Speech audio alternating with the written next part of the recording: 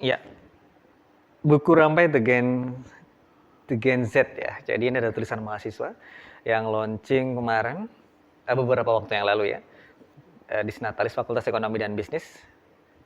Yang menjadi sebuah keistimewaan adalah ini ditulis oleh mahasiswa. Perspektif menjadi generasi cerdas, kreatif, dan percaya diri. Ini sudah ada di fakultas dan sudah diserahkan ke Perpustakaan Universitas Pancasila Tegal, jadi bisa dibaca di sana. Luar biasa ya karya mahasiswa. Wah. Yang kedua ini adalah Bunga Rampai dosen. Nah, yang ada dosen kearifan lokal. Ini ditulis oleh beberapa dosen ya sama pada saat launching pada saat di Sinatalis Fakultas Ekonomi dan Bisnis. Ini menarik. Ada ya di sini ada judul yang mungkin bab yang menarik seperti kearifan lokal dan potensi ekonomi dalam sebungkus pungkul Tegal. Penasaran? Dibaca juga ada di Perpustakaan Universitas Pancasila Tegal. Dan rencananya akan diserahkan juga ke pemerintahan Kota Tegal. Let's talk on FEB Cast.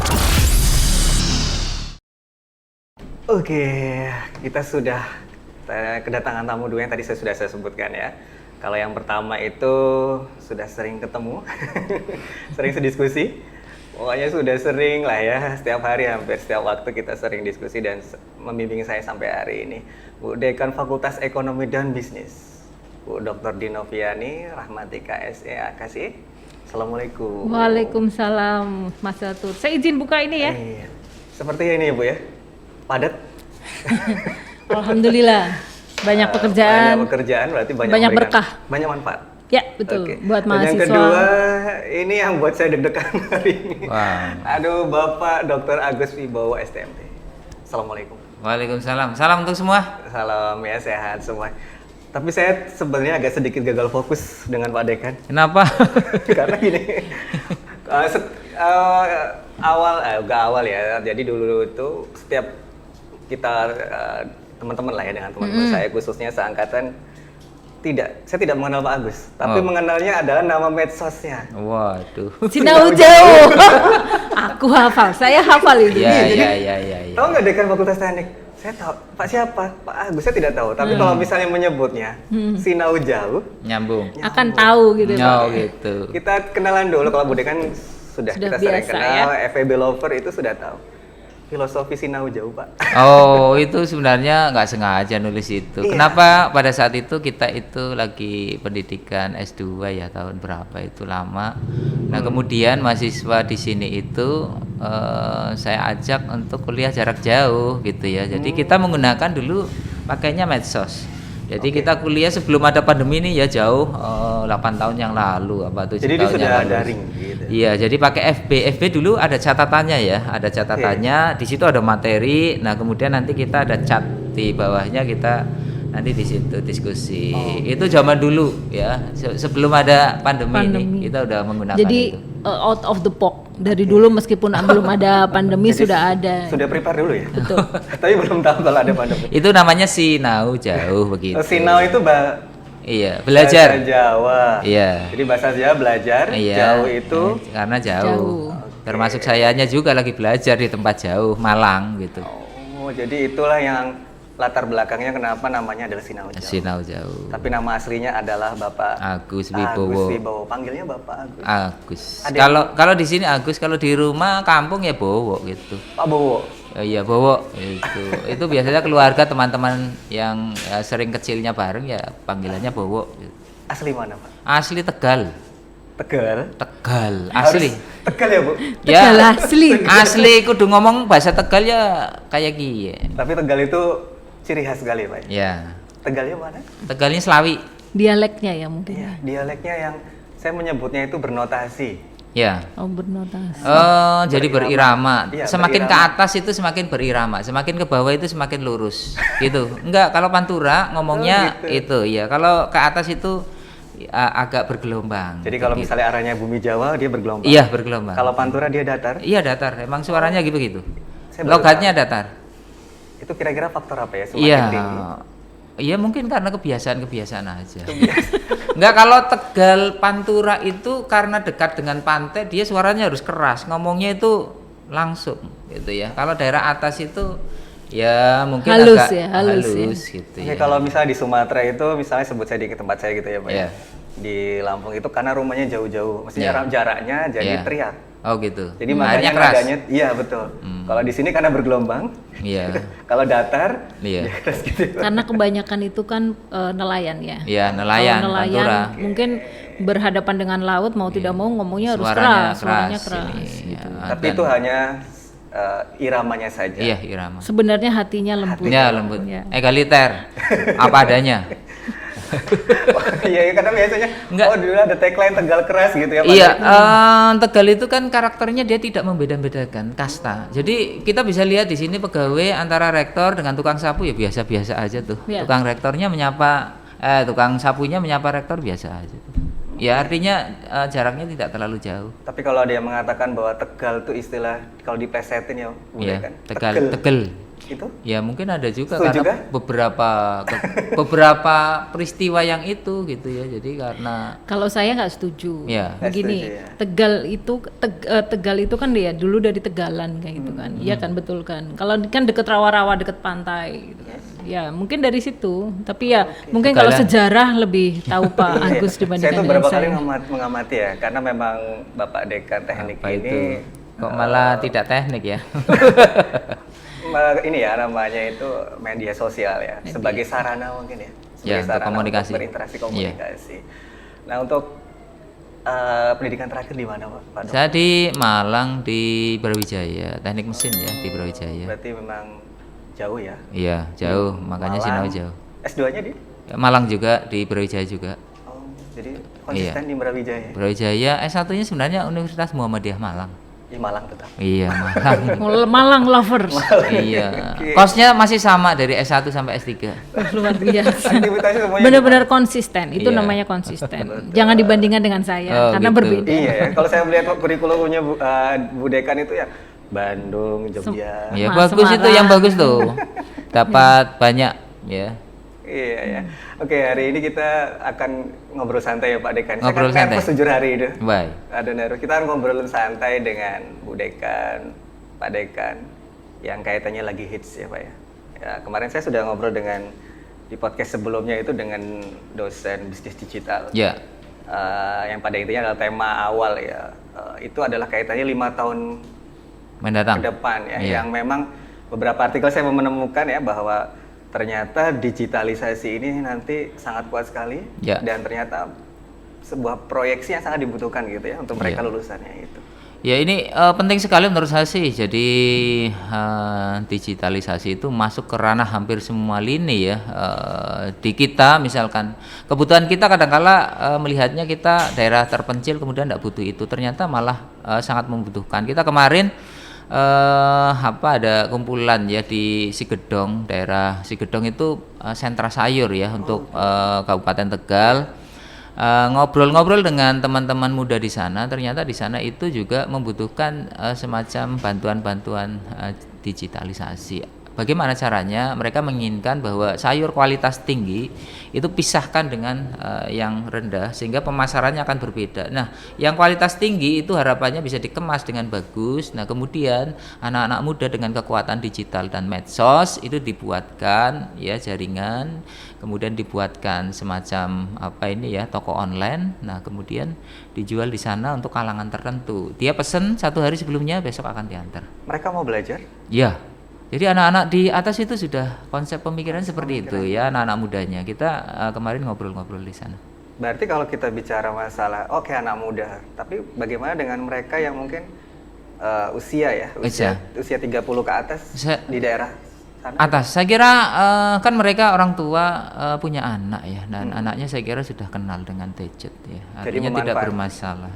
Itu seperti itu. Yes, kalau dilihat sih begini, dengan adanya era pandemi sekarang ya mau tidak mau semua lini, tidak hanya pendidikan, demikian pula dengan perdagangan, dengan dunia kerja, semua akan related ke dalam dunia transformasi bisnis ya, terutama yang berkaitan dengan digital. Nah, kita salah kalau mengkaitkan kita akan kembali ke dulu, tidak akan seperti itu. Kalau kita lihat sekarang, ya apapun profesinya, semua akan dikaitkan dengan dunia bisnis. Karena apa? Ya memang perubahan ini sangat cepat, sehingga baik itu pemasaran, baik itu dunia kerja, baik itu pendidikan, semua akan dikaitkan dengan teknologi, akan dikaitkan dengan digital. Jadi mau tidak mau kita berhadapan dengan itu, gitu Mas. Iya. Oh, memang harus tuntut sebagai tuntutan ya? Iya. Ya tuntutan, dan memang perubahan ini yang menuntut kita, baik kalau kita ya sebagai pendidik, mahasiswa gitu ya, regulasinya, ataupun kalau kita lihat dunia kerja, itu semuanya akan menuntut Iya. orang untuk cerdas masalah digital. Ya, jadi kebetulan saya mengampu ini nih. Jadi namanya techno-socio-culture. Techno-socio-culture itu bagaimana teknik itu bisa mempengaruhi budaya gitu ya. Ini sebenarnya kalau di Eropa itu 2012 baru meluluskan ini, termasuk baru ya, ilmu baru. Techno culture ya. Jadi bagaimana perubahan teknologi itu mempengaruhi budaya. Contoh kalau pada saat teknologi batu, artinya ya budayanya seperti itu. Kemudian geser ke budaya, misalkan ditemukannya ketel uap, ya budayanya akan berubah menjadi pabrik. Ya, kemudian berubah lagi sekarang karena memang digital, ya budayanya berubah, anak-anak muda berubah gitu ya, kegiatannya berubah, semua aktivitasnya akan berubah sesuai dengan teknologi yang ada. Jadi yang lama ya akan secara otomatis menjadi tuntutan, jadi harus bergeser. Maka menjadi penting untuk belajar tentang digitalisasi, masuk ke bisnis digital, masuk ke informatika, itu menjadi hal yang penting. Jadi kenapa hari ini kita hadirkan FEB Lovers, menghadirkan Dekan Fakultas karena memang kaitannya itu sangat erat. Tapi gitu saya ya. tadi agak sedikit concern ya Pak ya, dengan Iya. bahwa dengan mereka concern dengan HP, gadget atau dengan orang tua khawatir Pak. Iya. Itu bagaimana? Kekhawatiran itu otomatis ya, karena setiap zaman itu ada kekhawatiran karena ada perubahan. Zaman kita itu orang tua khawatir gitu ya, zamannya bapak kita khawatir, kakek nenek kita. Sekarang beda lagi ya Pak? Iya. Tingkat Khawatirnya khawatirnya beda gitu. Iya. Beda ya berarti. Ya? Jadi yang terpenting adalah bagaimana kita membuat sesuatu yang positif dari era sekarang. Nah, kalau gadget, gunakan hal-hal yang positif menggunakan ini. Dan kita juga harus berperan di dalam sini. Kalau medsos isinya sesuatu yang kurang bagus, kita isi dengan sesuatu yang bagus. Itu seperti itu, sehingga budayanya berubah. Yang tadinya mencaci maki geser menjadi sesuatu yang hal yang baik-baik. Oke, yang bermanfaat. Iya. Ya, makanya tadi saya bertanya ya, ada ternyata memang betul ya kalau kita lihat Jigika bahwa tingkat kekhawatirannya itu berbeda-beda gitu. Tapi memang itu kenapa saya tanyakan, ya misalnya di tetangga saya gitu ya Pak ya. Akhirnya mereka memang menggunakan gadget, jadi usia dewasa sebenarnya SMA ya. Tapi ternyata orang tuanya merasa bersalah begitu.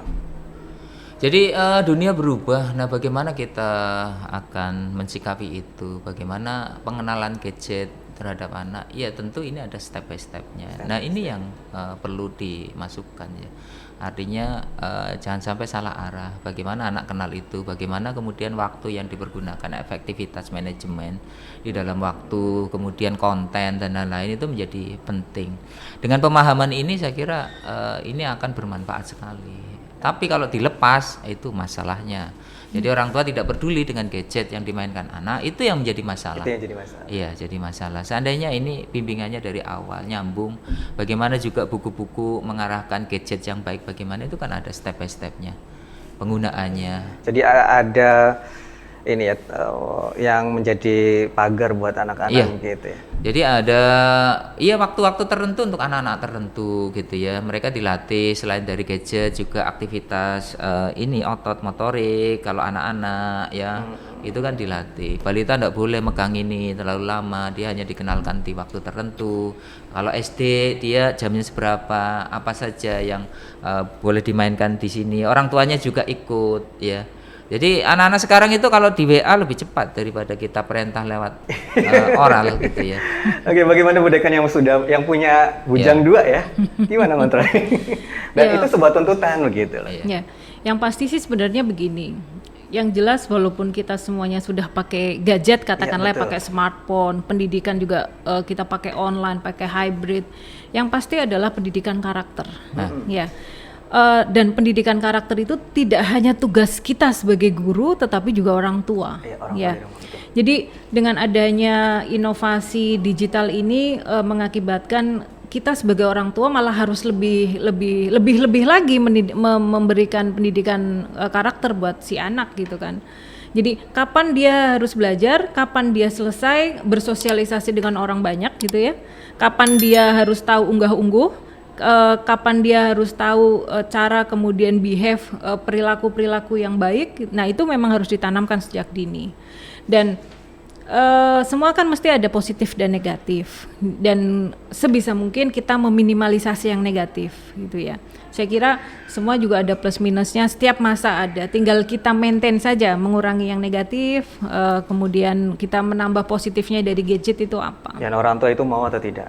Karena kan butuh ketelatenan ya. Ya betul. Dalam hal mendidik, kaitannya dengan memisahkan Nah. mana yang harus dilihat dan mana yang enggak begitu ya. Itu makanya tadi saya tanyakan karena kita akan berbicara lebih lanjut tentang digitalisasi ini, nah di FEB dan di teknik itu sendiri. Ini hari ini Fakultas Ekonomi punya prodi baru, Ya. bisnis digital, dan kalau dilihat memang ada kaitannya erat dengan teknik. Iya, informatika. Kita memang di pembicaraan awal kita akan ibaratnya join bareng ya, artinya berkolaborasi, termasuk dosennya, termasuk Dosennya labnya, setengah teknik, setengah ekonomi. Jadi Ekonomi, tidak ya. ada yang namanya persaingan ya. Iya, Pak? jadi ada. kita kolaborasi malah untuk membangun jaringannya lebih kuat ya, baik di internal kita maupun di luar. Saya kira juga sama lah begitu ya. Kemudian terkait digitalisasi ini, saya kira sudah merupakan satu jalan panjang ke depan gitu ya, jalan panjang ke depan yang harus kita lalui. Nah, bagaimana kita mempersiapkan diri kita? Nah, kalau orang tua kan biasanya menyiapkan anaknya pada jurusan-jurusan yang nantinya diharapkan kan bisa booming ke depannya, Pak. untuk ke depannya. Terutama 5 tahun ke depan. Nah, Jadi kalau ini udah iya. ini anak saya mau ngambil apa nih, Iya. harus tahu 5 tahun ke depan itu Iya, yang booming itu apa iya, gitu ya. ya sehingga tentu perguruan tinggi juga melihat bahwa ini bisnis digital menjadi sesuatu yang memang ke depan akan menjadi vital, penting, sehingga kita membuka itu. Demikian pula dengan teknik informatika. Informatika otomatis Karena juga keduanya kan- saling Iya, berkesinambungan berkaitan, kan iya. begitu ya. Iya. Jadi kalau di informatika lebih bagaimana membuat sistemnya ya, softwarenya. Nah, kalau digital itu bagaimana bisnis digital itu bagaimana secara ekonomi nyambung dengan tadi Teknik. digitalnya, Jadi tekniknya. mengolah bagaimana data yang kita punya, kemudian kita aplikasikan untuk bisnis. Jadi Iya. kayak tadi yang gimana Pak? Jadi ada Iya, contoh-contoh ada contoh-contoh gitu yang ya. simpel, misalkan peluang ekonomi, misalkan tambal ban ya. Tambal ban itu kan teknik hanya membakar, tapi kalau misalkan secara ekonomi kan ini rasanya kurang bagus ya. Artinya peluangnya kecil, tapi dengan digital itu ternyata melebar. Apa sih melebarnya? Begini. Jadi seandainya kita punya data, kemudian jumlah dari tambal ban tempatnya mana, nomor HP-nya mana, semua ya di lokal kita, itu kan sebenarnya kebutuhannya sangat tinggi. Malam hari ban bocor di tengah jalan, dia tinggal ngeklik saja, nanti mereka akan datang seret ke situ, sama seperti Gojek gitu ya, itu bisa dikemas. Dengan itu menjadi satu kekuatan tarik, nanti konten yang lain bisa ditambahkan ya, sama seperti Gojek, kontennya kan seolah-olah ojek, tapi konten yang lain kan ada pindahan barang, ada bengkelnya, ada bengkelnya, pengiriman, ada apanya dan makanan, lain-lain begitu. Ya, gitu ya. mau tidak mau sekarang kita semua life cycle kita juga semua berkaitan dengan teknologi. Mau makan, coba klik Iya. Gojek, ada Grab gitu ya. Butuh kemana? Iya. Masukkan saja. Mau berpergian ke luar negeri, ke luar daerah, ada Traveloka, Nah, ada. itu semua. Dan kita mau apa deh? Perbankan sekarang kita nggak perlu ngantri ke bank. Iya. Bikin rekening aja tinggal klik Iya. gitu kan. Tinggal foto selfie. Tinggal Iya. full selfie Kirim jadi datanya. deh gitu kan. Nah, semuanya sekarang sudah begitu. Jadi tidak hanya kemudian dosen, mahasiswa, Bapak Ibu yang di rumah juga harus tahu kita semuanya sudah terkait dengan itu. Ya. Jadi pastikan ketika Bapak Ibu memilih Propertinya program di situ. studi untuk anaknya juga untuk 5 Sesuai sampai 10 tahun ke Ke depan. depan gitu ya. Ya, kalau nggak itu ya nanti ketinggalan gitu. Oke, tadi tambal ban ini menarik bahwa Iya. ini menjadi PR ya buat bukan PR ya sebenarnya, nanti bisa menjadi sebuah ide. Iya. Tambal ban misalnya, akhirnya bisnis digital bisa membuat aplikasi. Oh, Iya, aplikasi harus. Iya, ya. iya. Saya kira Gitu. itu sangat berpeluang karena itu kebutuhannya tinggi. Orang-orang malam hari perjalanan jauh dari tempat untuk tambal ban itu kan mereka membutuhkan mobilitas. Jadi kalau kita ada di tengah misalkan ya hutan di sana itu bisa nego harga sekian mau naik Ya, gitu. karena semuanya sekarang based on marketplace, Oke. ya kan? Kalau sistem sudah ada, tapi ketika saya pertama kali datang ke Tegal itu ada beberapa aplikasi ya Pak ya. Iya. Kalau mungkin bisa dilihat dari bisnis atau sistem. Kenapa banyak yang tutup pada saat itu? Ya jelas ini orang-orang yang tidak bisa untuk mengembangkan peluangnya maka Iya. akan tutup, kalah saing juga akan tutup. Tetapi yang cukup berhati-hati kita adalah dengan pemodal sebenarnya ya. Jadi kita itu ada beberapa hal dalam persaingan ya. Jadi pemodal kuat itu sekarang nggak perlu mikir yang kreatif gitu ya. Artinya dia nitip modal aja udah cukup. Kalau dia misalkan ada bisnis yang bagus ini tadi, kalau misalkan aplikasi untuk tambal ban bagus, dia berkembang pesat, dia minta itu kalau dijual harga berapa? Saya nitip modal deh 10 kali lipat. Itu artinya dia cuma 10%, saya yang 90% gitu ya. 90% artinya kebijakannya tinggal dikelola. Itu pemodal itu sekarang kayak gitu, nitip aja modal. Ya, tinggal santai gitu. Iya, Gojek Indonesia banget. Nah sekarang kalau modalnya dititipin dari luar, itu artinya kita hanya 1/10 dari modal mereka. Ya. Jadi itu kenapa gulung tikar ya karena para pemodal itu sudah lebih dari kita. Nah, ini sama aja Mas Satur. Pernah lihat drama Korea yang ini nggak, yang hubungannya dengan digital? Nah. Namanya Startup. Nah, Gitu startup ya. Jadi itu sebenarnya drama Korea, tapi yang sangat bagus untuk ditonton untuk FEB lovers. Pelajaran kita ya. ya. Pembelajaran. Terutama karena apa? Ini mindset kita sebagai pendidik, sebagai Iya. mahasiswa memang kan mau tidak mau harus berubah. Iya. Ya. Kalau dulu ditanya cita-cita Anda apa? Itu jadi karyawan. Mm-mm. Saya pengen jadi katakanlah pekerja di bank, saya Iya. bekerja di mana gitu ya, Iya. jadi dokter, Iya. jadi apa gitu ya. Kalau sekarang sudah mulai, saya pengen kerja jadi apa? Jadi saya pengen punya perusahaan startup, Iya. saya pengen main forex, saya pengen main bursa, dan semuanya based on teknologi. Betapa Gampang. jadi betapa ini Anda berada dimanapun Anda bisa running bisnis gitu ya. Mau di kamar, mau di ruang tamu, Iya, betul. mau di gunung, bisa. Jadi itu yang sangat menariknya kalau Iya. kita bicara dengan apa namanya Digitalisasi. digital gitu ya. Iya. Jadi anak-anak sekarang bahkan ada anekdot begini, kerjanya apa sih? Jangan-jangan melihara tuyul, gitu Iya. kan? Tapi dia nggak tahu dia mainnya forex. Iya. Bahkan mungkin penghasilannya lebih besar daripada penghasilan dia sebagai karyawan. Nah itu yang terjadi. Ini mas saya berapa kali saya temukan Bu. Jadi ada orang yang sudah berpikir dia negatif ya. Jadi dia punya online shop, rumahnya Iya. tiba-tiba gede gitu ya. Ya, Iya. Padahal ternyata dia punya online shop yang kita tidak tahu berapa sih transaksi Iya, per hari. transaksinya, ya itu yang menimbulkan perubahan-perubahan yang luar biasa pada mindset anak muda. Sekarang pengennya punya uang banyak, Iya. tinggal jalan-jalan jadi bosnya. Dan ini menurut saya sih bagus. Kedepannya malah bagus. Artinya kita di Indonesia itu kan kurang dari 2% toh untuk pengusahanya. Pengusaha, Artinya untuk betul. negara-negara yang makmur itu kan memang harusnya lebih besar dari 2% untuk para pengusahanya.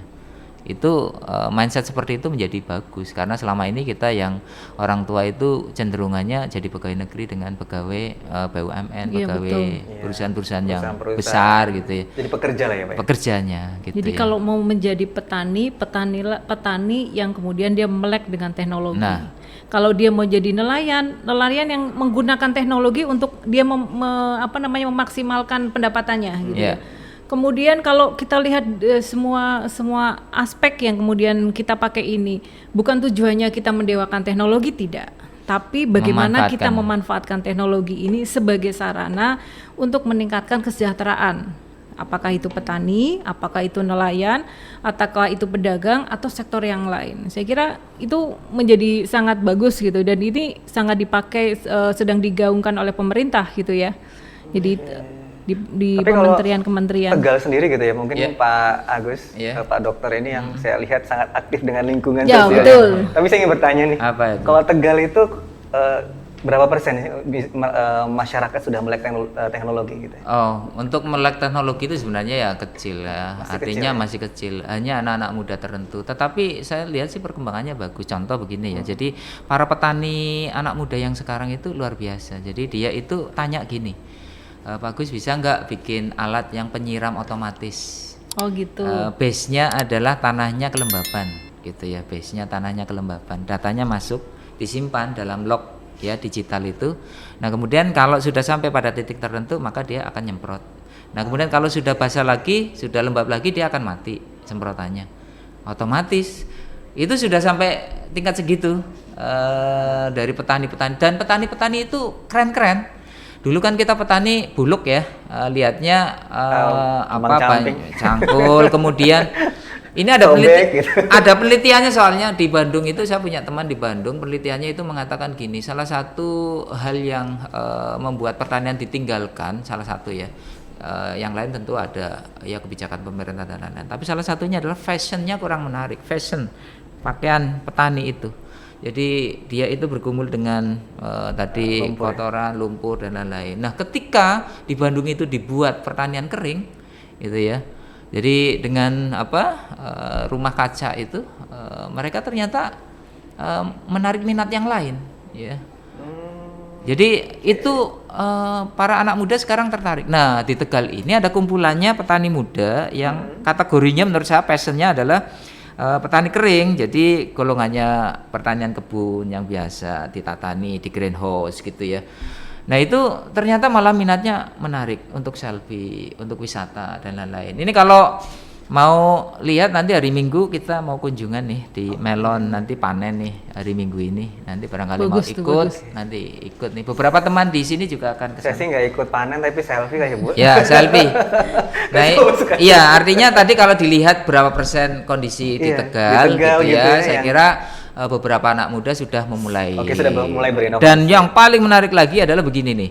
Jadi data logbook dari tanaman itu ada yang minta untuk dibukukan secara digital. Jadi kalau orang sakit itu riwayat kesehatannya itu ada. Iya, betul. Nah, kalau itu tanaman, kemudian dia misalkan berapa cc untuk cairan pupuknya, itu semua harus ada di situ, pakainya barcode mintanya. Nah, jadi kalau datang ke sini pakainya barcode nih, klik gitu, oh datanya sudah keluar semua.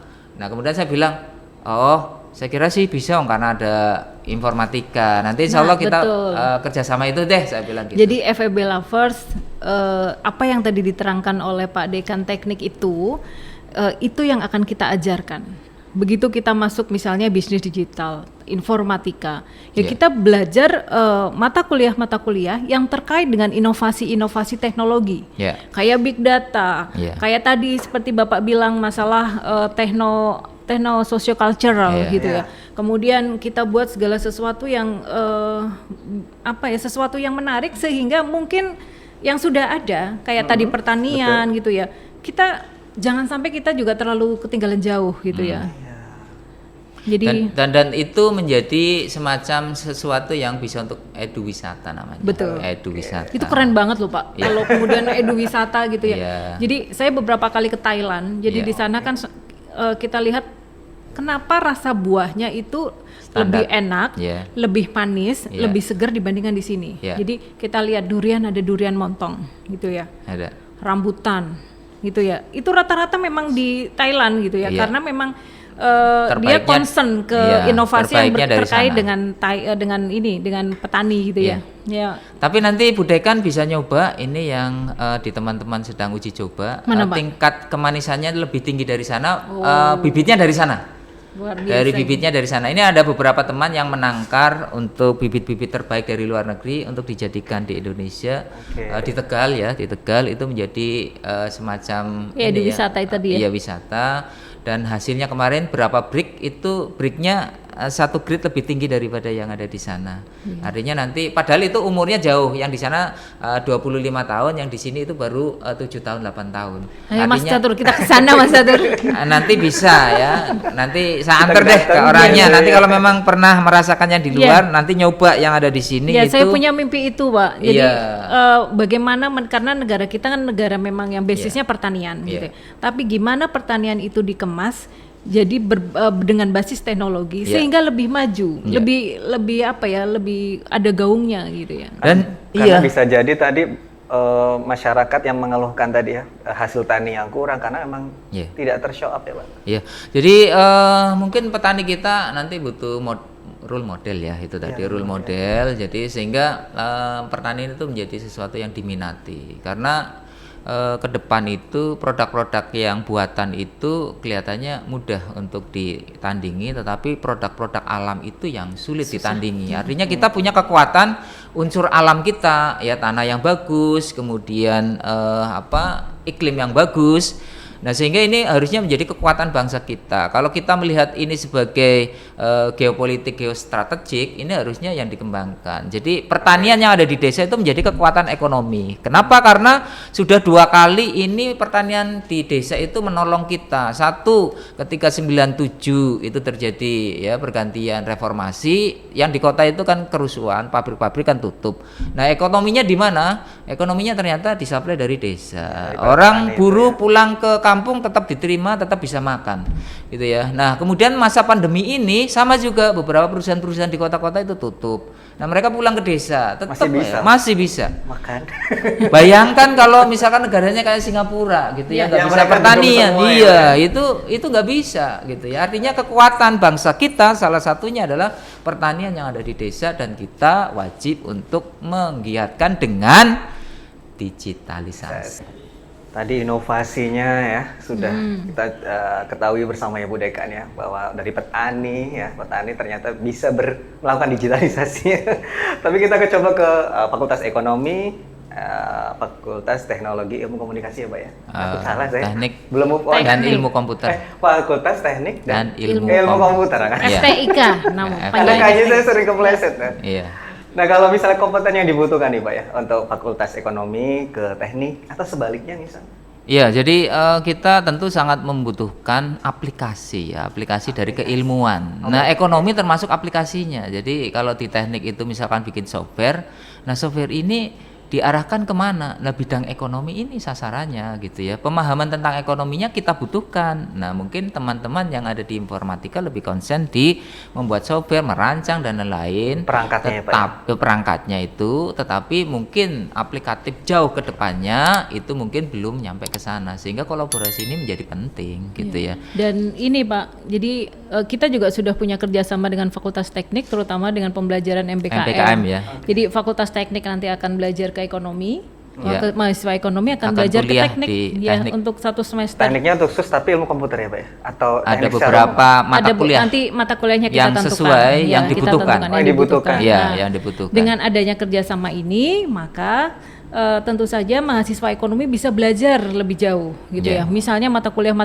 yang terkait dengan misalnya big data, Software, teknologi, software, gitu Iya. ya. Demikian pula mahasiswa teknik, karena apa? Mesti biasanya kalau orang teknik itu ya Iya, bidangnya teknik. keilmuan Iya, gitu, teknik gitu ya. Aplikatifnya Kalau kurang. Nah, gimana cara pemasarannya, Iya. bagaimana packagingnya, Iya. bagaimana kemudian masuk ke marketplace, Iya. ya, itu yang kemudian mereka butuh ke kita. Iya. Jadi sekarang sekat-sekat keilmuan udah hilang gitu ya. Artinya ketika kemudian mahasiswa dikasih pilihan untuk memilih A, B, C gitu ya, mereka merdeka untuk belajar apa saja, sehingga ketika mereka lulus mereka bisa menjadi duta-duta pengusaha, duta-duta entrepreneur yang kemudian sesuai dengan passion itu yang arti merdeka. Iya. Gitu ya.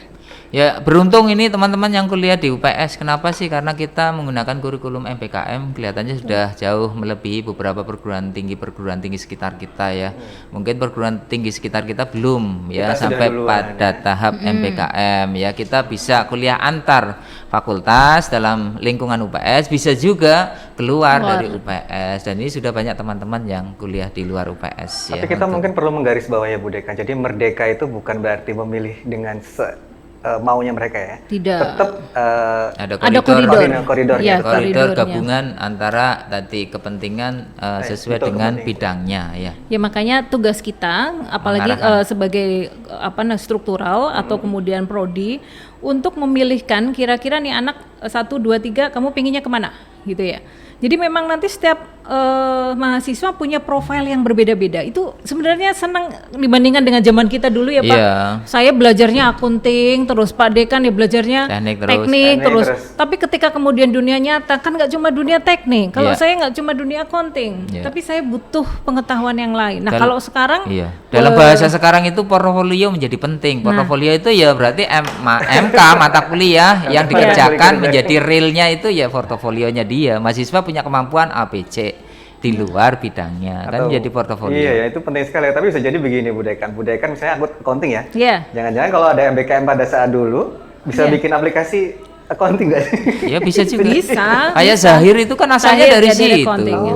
Zahir kan asalnya dari basic keilmuan Basic accounting, keilmuan, gitu. ketemu dengan digital, ketemunya ya kayak gitu. Iya, tapi kan kalau accounting itu misalnya yang bikin software kan orang-orang teknik. Iya, teknik pengetahuannya jadi dari saya dari sana. gitu ya. Nah, itu yang kemudian kalau sekarang berarti setiap orang profilnya beda-beda. Oh, saya tahu nih caranya bikin software ini nih. Iya. Jadi nggak perlu apa namanya pakai orang lain karena keilmuannya sudah lengkap gitu ya. Jadi maksudnya satu jurusan, misalnya satu program khusus, tapi memiliki beberapa basic Iya. kemampuan Betul. ya. Nah, Multi talent.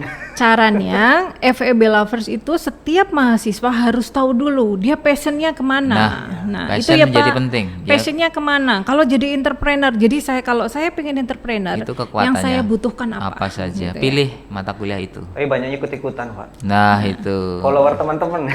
Nah, ini yang penting bagi kita karena bedanya fungsi kita dulu itu dengan sekarang itu yang lebih kuat lagi adalah karakter, sifat, watak mengarahkan mahasiswa pada tujuannya dia. Kalau dulu kan menyampaikan keilmuan ya, itu porsinya agak besar. Nah, sekarang porsi yang lebih besarnya lagi adalah ya tadi karakter, membentuk karakter juga mengantarkan dia ya.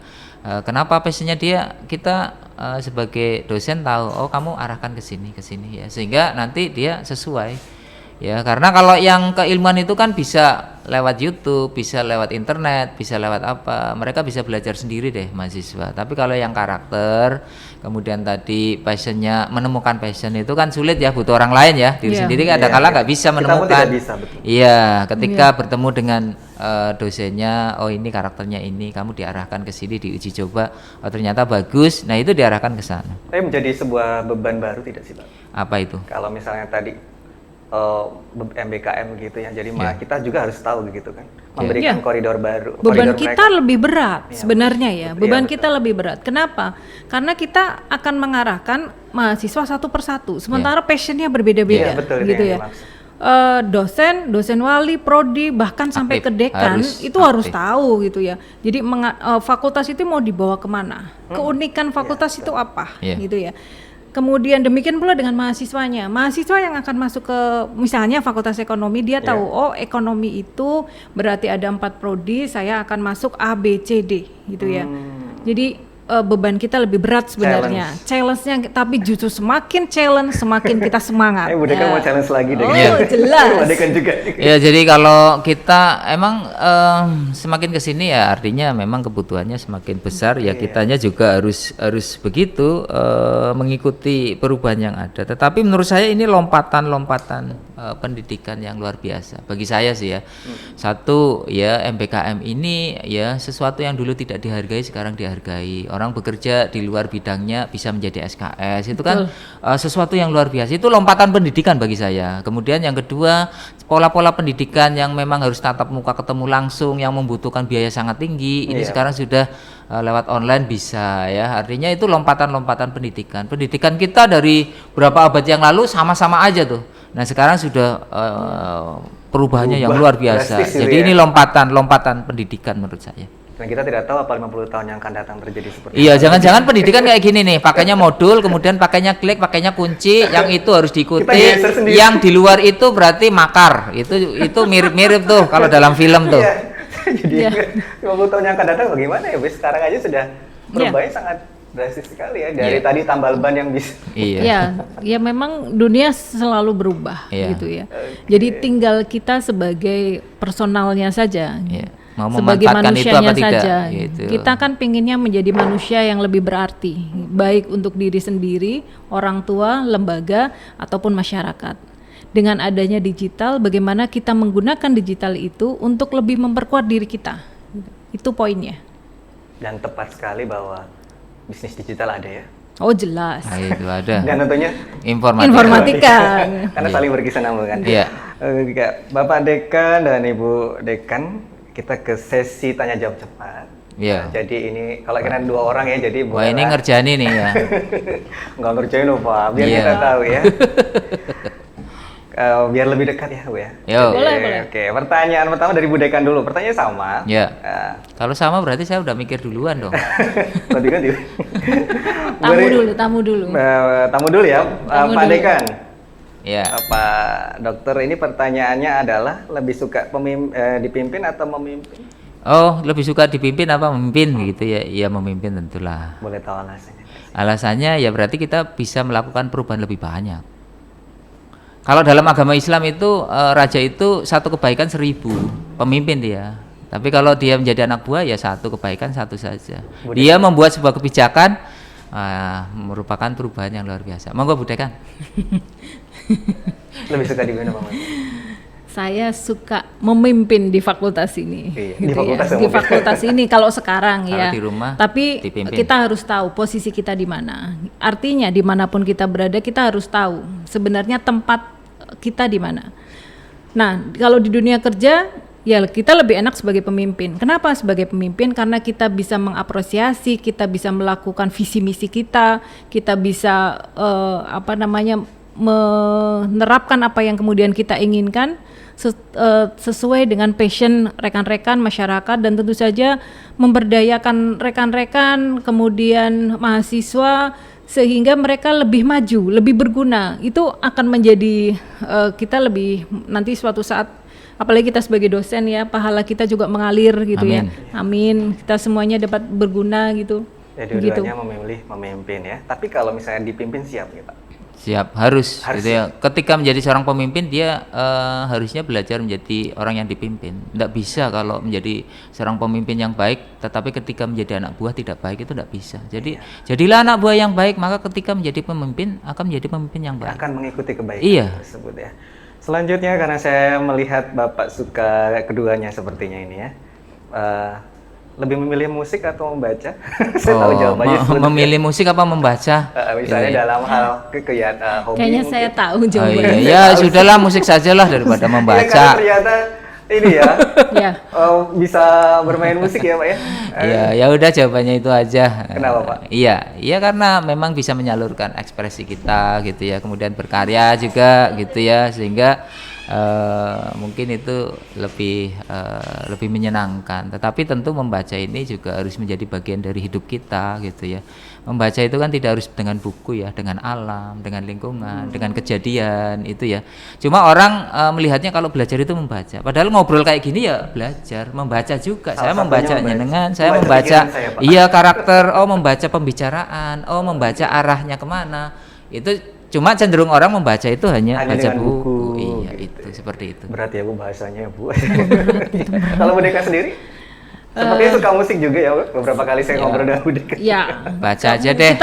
Kita nggak bisa lepas dari musik, apalagi kalau kemudian Iya. penat gitu. Musik menjadi salah satu Iya, alternatif ya. healing gitu ya. Tapi saya prefer membaca. Oh, ada orang. Ya mungkin karena saya basicnya akuntan gitu ya, jadi akuntan ya lebih banyak membaca. Jadi karena kalau menurut saya membaca itu jendela dunia. Ya. Dengan kita membaca maka kita tahu apa pikiran orang, Ya. kita ambil sarinya, kita pelajari, dan setelah kita pelajari ya kita share lagi gitu ya. Tentu saja ya nggak bisa dilepasin kalau musik ya, apalagi passion terutama kayak Pak Dekan teknik ya nggak bisa lepas gitu. Ya. Edukasinya berbeda ya Pak Dekan, Ya. mengedukasi dengan cara musik.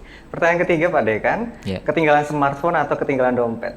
Ketinggalan smartphone apa ketinggalan dompet? Ketinggalan dua-duanya kayaknya nggak masalah deh. Wah, Saya pernah, saya Santai, pernah. sama anak muda. Ya, saya pernah itu gadget itu tidak hidup dalam 10 hari.